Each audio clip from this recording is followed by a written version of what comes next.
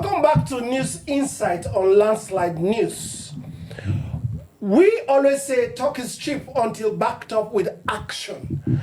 The governors in the People Democratic Party have come up and said Nigeria belongs to all of us. But we've not seen their actions in each of their respective states.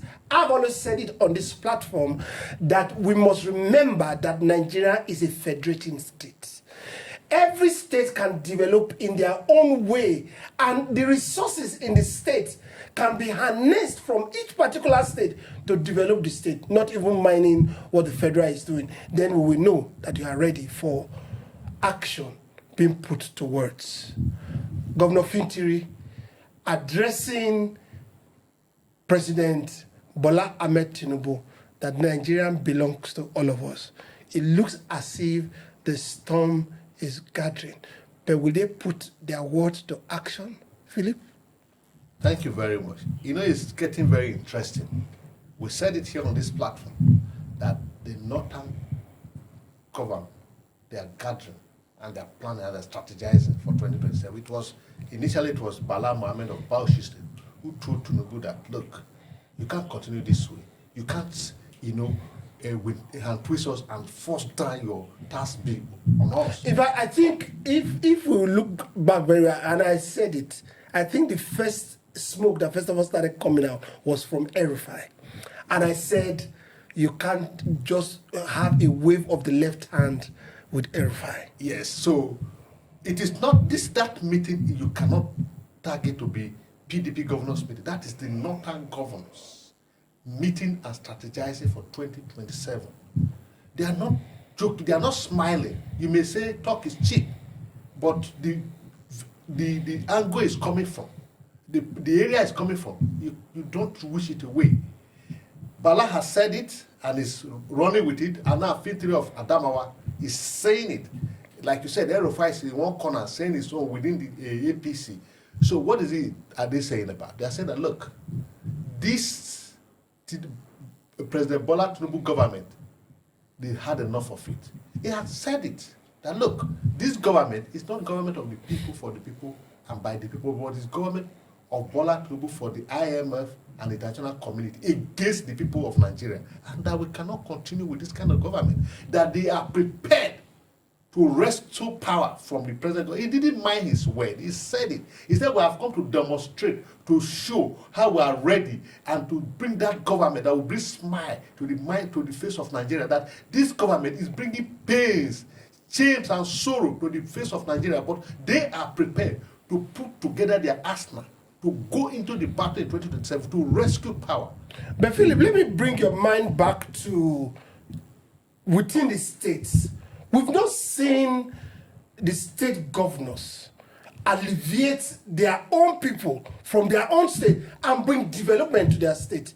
So it's just like pointing one hand to one person and the four others are pointing to you. You see, yes, your question to a large extent is right, but we're in a federation. Yes. That we have we have the exclusive law, the concurrent law, and the residuals law. And in this country, where the country is run today, the federal government is choking the state government. Then you cannot do much with the federal government law out there and this federal government action. You see, everything is being taken to the center. You see, why do I say so? You see, for instance, the off-cycle election that takes place in Kogi State, in Imo State, and Edo State, and then the last one was in Ondo State.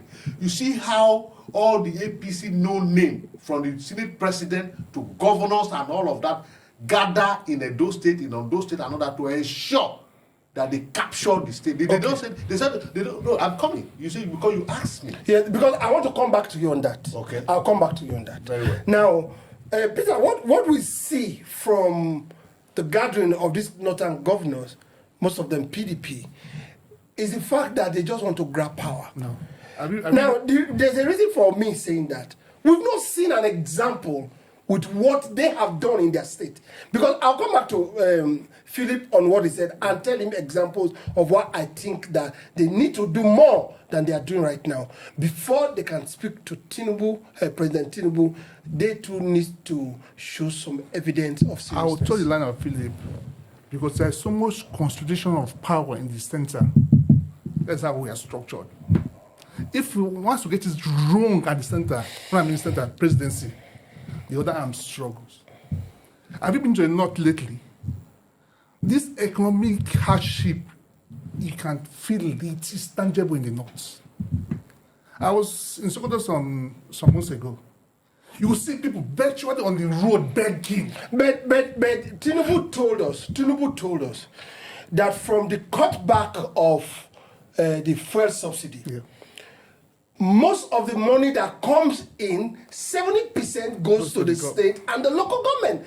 So the people should stand up and ask the state governors, what do you do with our funds? Of course, they should be accountable for the funds they receive. They are not.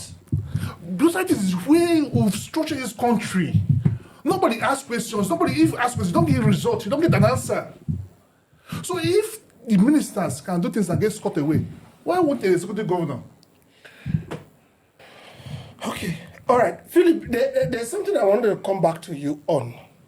Now, we know the item on the exclusive list, as much as we also know the item on the concurrent list, then the one on the residual list. The one on the residual list, we know that revenue come to the federal government, then they now dissipate it down. But the ones that have been given to the governors, the one on the concurrent and residual, because the major stuff on the concurrent, on the exclusive list is security and guiding our sovereignty as a nation.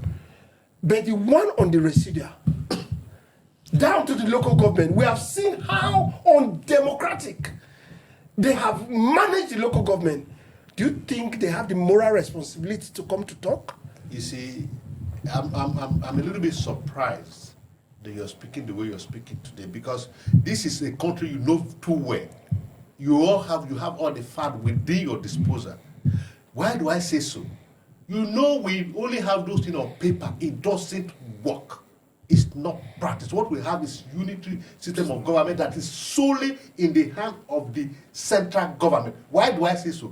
Recently, in a public function, the governor of Delta State openly told his supporter that, look, I am working with the president, that the God that brought in the president also brought me, irrespective of how they come into offices.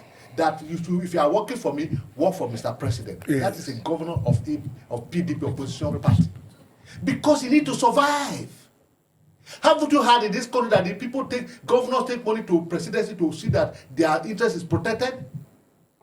Why is Fubara in trouble today? Because he cannot access the presidency. If he can access the presidency, his sin is forgiven. So you see, this fact is before the public. It's not because we are saying it is there. We only have a federal constitution on paper. It is not working. We are not working with it. It's not because it's not workable. That's why we do that word. Nigeria does not work with the constitution they have. The law is very good, but nobody works with the law. Anybody who comes into office has his own law. He is the law. And that's how it works. That is why you see, a Inspector General of Police who has retired from police is still Inspector General of Police. Because the only criteria for you to become IGP of Nigeria is that you are a serving police officer. But a respected senior advocate of Nigeria, who is the Attorney General of the Federation, is saying yesterday that his occupying the office is legal. How is it legal? Okay, but what has Fintiri said? Yes. They we've developed so much. They say should rethink the economic policy. Exactly. He has not said much. No, because he asked why because he's not producing results. Yes. You said that then the economic listen to the people. That is driving people into more debts, making Nigeria more poorer. There's no food on the table. This system is not working. Say rethink it.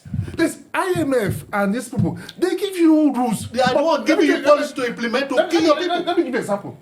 America says tomorrow subsidize their grains. So why can't subsidize what we produce? So the money that are given to the governors from the oil subsidy cutback, why can't they subsidize fuel in their own? You see, sometimes I'm very worried the way you are so concerned about the money they say they give to the government. Yes. The money they give to the government, so the so-called money that they are claiming they give to the government. They are not claiming it's allocation that comes from federal government sharing. Yes, the money they give to the government. For instance, in Delta State, Oborowori, Sheriff Oborowori is constructing, flyover all over Warri. Remember, if you want to do a good work, you have to spend much. If a cubic of what do you call it? Those of you who are engineers, a cubic of stone is supposed to be 10 naira. With the division of the naira, it's over 20,000 naira, and you expect the man wants to work. One project can consume the whole of that money. I know their capital expenditure and then what do you call it again? Let me jump in here. What he's saying is key here. You say you're giving them so much. What is the rate of inflation? Exactly. Before he came in, what is the rate of inflation? Example, this is just for illustration. Before he came in, let's say to buy a car is 100 naira. He came in to buy a car, it's 1,000 naira. And you're increasing my pay by 50%. It cannot meet up. So I get where it's going. So when you're pushing governors, check how much comes in vis-a-vis the rate of inflation. I'm happy for my state. For those of you that love PDP, I don't know. PDP have been in power for Abia State for eternity. But the current guy, at least we're seeing what he's doing. And we're seeing from what you're saying what he's doing with what money he has received. But vis-a-vis money I claim they give to the state, inflation has swallowed it. Okay, just like the salary increase. You said you increase. Wait a minute. You said you increase salary of workers, and you see how, in fact, even public setting and the workers will not come to work every day again because the money cannot even pay their transport. Not talk of paying their other bills. Okay, all right. What is the money you're giving to the government? My two guests today, Peter and Philip, are of the opinion that the economy needs to be rejigged from the center. I, as a political scientist, feels that the major problem that we have in this country are the state governors. And until that they stand up and make sure things are done right, things may never just be right. We'll be right back on News Insight.